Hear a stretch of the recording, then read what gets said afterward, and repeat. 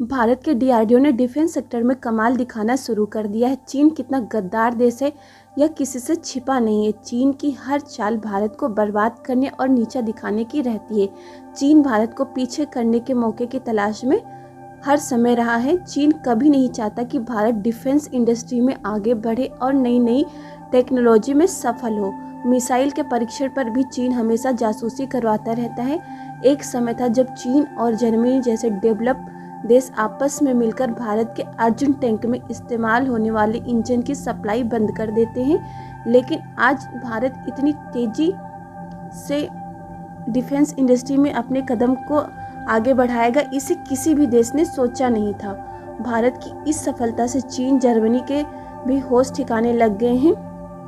पूरी अपडेट क्या है इस वीडियो में विस्तार से समझेंगे, लेकिन आगे बढ़ने से पहले भारतीय वैज्ञानिकों की डिफेंस सेक्टर में लगातार सफलता को अर्जित करने के लिए वीडियो को एक लाइक करके चैनल को सब्सक्राइब जरूर कर लीजिए, क्योंकि आपके लिए यह 1 सेकंड का काम है, लेकिन इससे हमें मोटिवेशन मिलता है आपके लिए ऐसी ही वीडियो बनाने के लिए। जो खबर इस वीडियो में हम बताने जा रहे हैं उसे सुनकर आपको भी भारतीय होने पर गर्व होगा, क्योंकि एक तरफ जहां जर्मनी, चीन जैसे डेवलप देश आपस में मिलकर भारत के अर्जुन टैंक में इस्तेमाल होने वाले इंजन की सप्लाई बंद कर देते हैं, वहीं अब भारत की डीआरडीओ ने अपना कमाल दिखाना शुरू कर दिया। डीआरडीओ अब टेक्नोलॉजी के मामले में दिन पर दिन आगे बढ़ रहा है।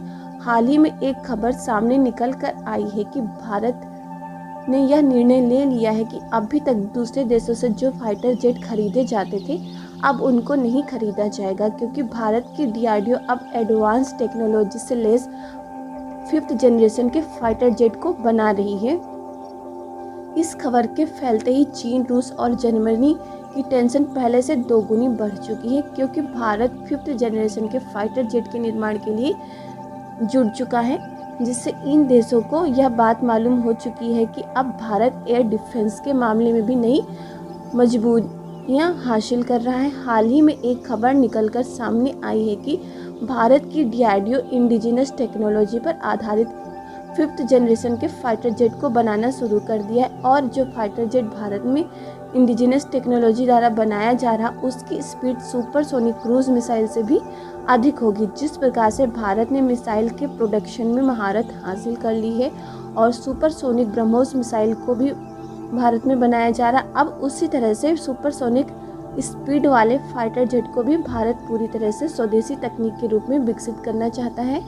देखा जाए तो भारत में 5th जनरेशन के फाइटर जेट बनाने का निर्णय पिछले साल ही ले लिया गया था, लेकिन अभी तक इसकी शुरुआत नहीं की गई थी। अब वह समय आ गया है जब लंबे समय से पेंडिंग में पड़े फाइटर जेट को बनाने में भारत की डीआरडीओ काम करने जा रही है।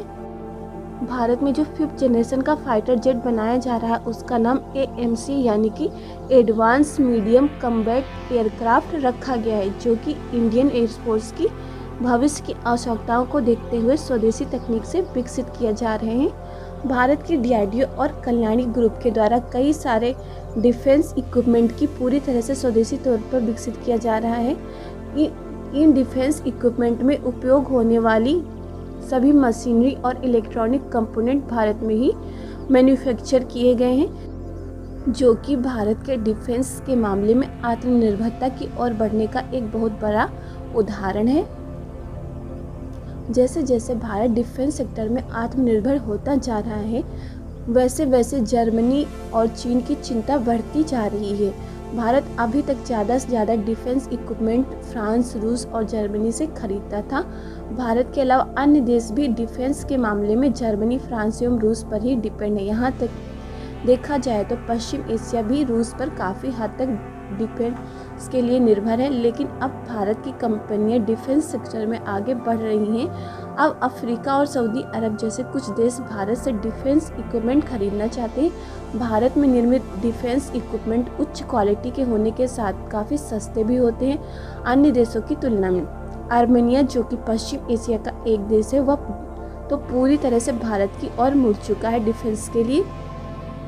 आर्मेनिया ने हाल ही में भारत से 84 ATGS खरीदने का ऑर्डर दिया है। ATGS यानी कि advance turn artillery guns. Armenia Bharat से ATGS खरीद रहा है, जिसके लिए भारत और आर्मेनिया के बीच $155 मिलियन की डील फाइनल की गई है। ATGS यह एक एडवांस लेवल की तोप है जिसे भारत में स्वदेशी तौर पर विकसित किया गया है, जिसने लगभग 48 किलोमीटर की रेंज में किसी भी टारगेट को निशाना बनाया जा सकता है। तो ATGS के द्वारा जो है लगभग 48 किलोमीटर की रेंज है, वहाँ तक की टारगेट बनाया जा सकता है। भारत ने जो ATGS गन सिस्टम बनाए हैं, इतनी रेंज वाला गन सिस्टम अभी तक बड़े बड़े देश भी नहीं डेवलप कर पाए हैं। और उसी तरह भारत अब 5th जनरेशन वाले फाइटर जेट को विकसित करके एयर डिफेंस के मामले में भी अपना दबदबा बनाने जा रहा है। भारत के पास वर्तमान समय में कुल 36 राफेल जेट मौजूद हैं, जिसे भारत ने फ्रांस से खरीदा है। इसके अलावा भारत ने 26 और राफेल फाइटर जेट खरीदने का निर्णय लिया था, लेकिन भारत जो 5th जनरेशन के फाइटर जेट विकसित कर रहा है, उसकी तुलना करने से खरीदे गए राफेल की क्षमता बहुत कम है। भारत के 5th जनरेशन के फाइटर जेट की स्पीड अमेरिका के पास जो अभी एडवांस और लेटेस्ट फाइटर जेट मौजूद है, उनसे भी काफ़ी ज़्यादा होने वाली। 5th जनरेशन के फाइटर जेट को विकसित करने के बाद यह भी हो सकता है कि भारत ने जो 26 और राफेल फ्रांस से खरीदने का निर्णय लिया है, उसको कैंसिल कर दे। रसिया, चीन और अमेरिका जैसे चुनिंदा देशों के पास ही 5th जनरेशन वाले फाइटर जेट हैं। भारत जो 5th जनरेशन वाले फाइटर जेट विकसित कर रहा है, उसकी कैपेसिटी अन्य देशों के फाइटर जेट की तुलना में अधिक है। 5th जनरेशन के फाइटर जेट को बनाने की मंजूरी भारत को कैबिनेट समिति के द्वारा मिल चुकी है, लेकिन DRDO इसे अकेले नहीं बनाएगी, यह इसे अन्य सार्वजनिक एवं निजी क्षेत्र की कंपनियों के साथ मिलकर बनाएगी। DRDO इसे HAL यानी कि हिंदुस्तान एरोनॉटिक्स लिमिटेड समेत अन्य कंपनियों के साथ मिलकर बनाएगी। चीन के लगातार जासूसी करवाने के बाद भी भारत डिफेंस के मामले में लगातार नए नए आविष्कार करके सबको चौंका रहा है। भारत ने मिसाइल के उत्पादन में महारत पहले से ही हासिल कर रखी है।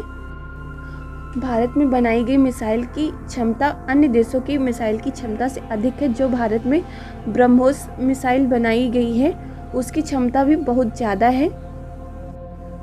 भारत मिसाइल के क्षेत्र में पहले से ही महारत हासिल कर चुका। अब भारत 5th जनरेशन के फाइटर जेट बनाकर फाइटर जेट के निर्माण में भी सबसे आगे निकलने की कोशिश कर रहा है। यह हम सभी भारतीयों के लिए बहुत ही गर्व की बात है कि हमारे देश की टेक्नोलॉजी दिन बर दिन आगे बढ़ती जा रही है और इसको आगे बढ़ाने में हमारे देश के वैज्ञानिकों का बहुत बड़ा हाथ है। इसलिए हमें अपने देश के वैज्ञानिकों को बधाई देनी चाहिए।